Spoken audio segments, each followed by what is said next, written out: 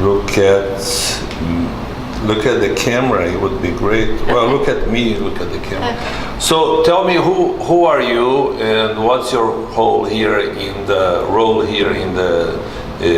museum, and tell me about the story of the museum as well. My name is Cassie Chin, and I'm the Deputy Executive Director here at the Wing Luke Museum. The Wing Luke Museum is the only Pan-Asian Pacific American museum in the entire United States. So we cover the stories of the early Chinese American pioneers, the Japanese American communities, all the way to more recent Vietnamese and Cambodian American refugees as well. Some 26 different ethnic groups. Here at the museum, we have a unique process for creating our exhibitions. We bring together everyday community members who might have a personal connection with the stories we tell, and they become the curators. They create the exhibitions. They're all volunteers. They develop the main messages, the storylines. They also review design for the exhibitions. Okay, whose was the idea of the exhibition about Bruce Lee? Oh, that's a great question. How did the idea of having a Bruce Lee exhibition here at the Wing Luke Museum come about? There were a number of special factors that came into play. So on the one hand, the Bruce Lee family and the foundation thinking about launching their own museum, the Bruce Lee Action Museum. And they wanted to have it here in Seattle, especially in Seattle's Chinatown International District. At the same time, we had some great community leaders associated with our museum. Those individuals included people like Jerry Lee and Perry Lee, who is a large collector of Bruce Lee memorabilia. They're here from Seattle. And they became, in essence, matchmakers for us. They connected us all the more with the Bruce Lee family. We worked together with some of our board members as well. And then we're able to form this really rich partnership where we could open a new exhibition as the Bruce Lee Foundation was looking to build towards their museum, and we could launch this initiative here at our museum. Why Seattle? That question, why Seattle, is the central point for the exhibition, actually. When we started meeting with our community members, they did want to tell the intimate, personal story of Bruce Lee. They also wanted to root it here in Seattle. And as we talked to just everyday folks in Seattle, the number one question that came out was, why is Bruce Lee buried here in Seattle? And that set us on this journey to tell the story of Bruce Lee's return to Seattle. He was born in San Francisco, grew up in Hong Kong, but he moved here to Seattle when he was 18 years old and really set off the formation of his adult life. And then journeyed through, as you come to the exhibit, you journey through that story from Seattle to Hollywood, but then with his tragic passing, his return in essence to Seattle with his burial here. Why did he come to Seattle? Why did he come to Seattle? We set it in the context of him being like other Chinese American immigrants. And when immigrants come to a new land and they're wanting to set down roots, sometimes, and it's natural, they might connect with family friends. And it just so happened that Bruce Lee's dad was a Chinese opera performer. And here in Seattle was one of his good friends, another Chinese opera performer, Ping Chow. And so when Bruce Lee came back to Seattle, he stayed with family friends. He stayed in the home of Ping and Ruby Chow. He worked in their restaurant as a waiter. And again, we can think about it in the context of other immigrants coming and getting a job. He started to go to school. He took English classes and then continued on from there. Why is Bruce Lee so important for the relations, for the culture between Asians and Americans? Mm-hmm. At the time, it was a different era when Bruce Lee came to the United States. There wasn't, formal connections between the US and China. There wasn't this acceptance of Asian culture widely in the US. And Bruce Lee really helped to break down those barriers. He was groundbreakingly willing to teach Kung Fu to anybody who was willing to learn. So not just Chinese Americans. He opened it up to any host of folks who wanted to come, and also both men and women. And then as he rose to popularity, that helped to just get even more people enthusiastic about martial arts and open to learning about both Chinese culture and traditions, as well as for Asia overall. He was a kind of ambassador of Asia here in America. Why did he start to do this kind of thing? You know, his martial arts roots and his passion for martial arts go to Hong Kong, and really he was proud of Chinese culture. That was part of who he was, what his artistic and philosophic drive was about. So he continued that on. It was a part of his life. He was proud of it. He wanted other people to experience and learn about it, and I think felt that it had something very rich to give to people.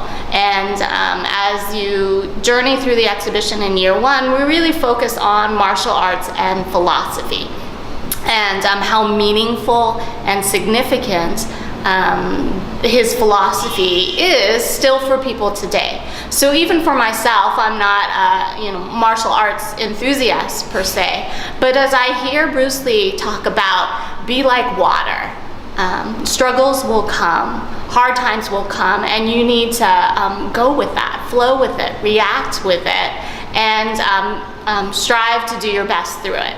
And I think that's something that anybody can learn from. He is famous because the philosophy, or because the martial arts, because the acting, because Seattle, because what? Why people love so much this man? I think you, just in your question, kind of answer that question, because there are so many different facets to Bruce Lee that people can find inspiration from him. So yes, if you are into martial arts, he's an incredible martial artist. Incredible physical feats that he was able to do. He also focused intensively on training, and people can admire that and follow after that. For role model, at that time there was no image of Asian Americans or Chinese Americans in popular media. He broke through barriers. So you hear people say within the Asian American community say, until Bruce Lee, I never saw anybody on TV that looked like me. And then even broadly among other communities of color within the African American community as well, there was no hero who was from a community of color. And here Bruce Lee is on screen, both winning the battles, being the good guy, getting the girl. So people really admired and looked up to that. And then I think he does have a lasting significance still, because what he did was rooted deeply in meaning and significance for his philosophy. So there was great meat to what he was doing that people continue to learn and understand and reflect upon.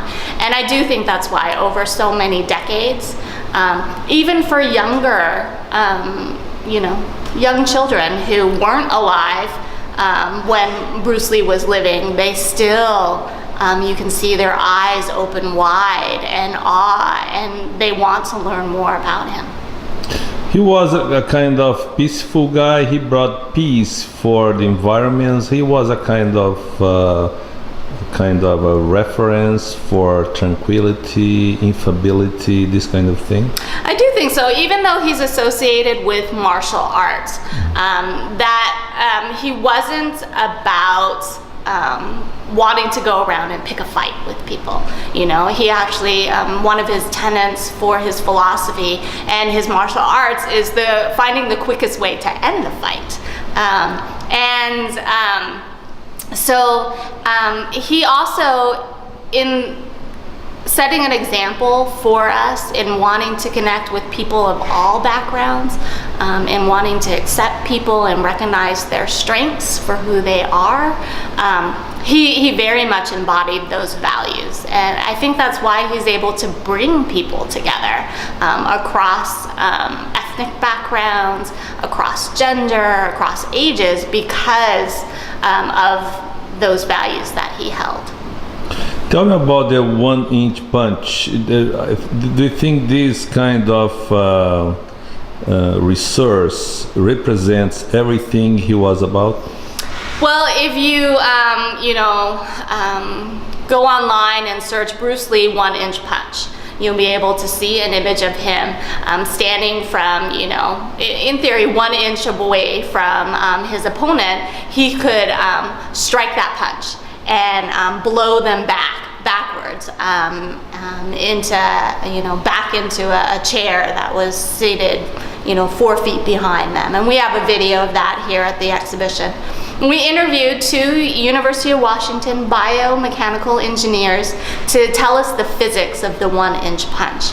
And they noted that it was a combination of natural ability that he had. There was something about Bruce Lee that made his ability to coordinate all of the muscles in his body, and timing wise to be able to channel the force from his leg up to coming out of his hand in a punch.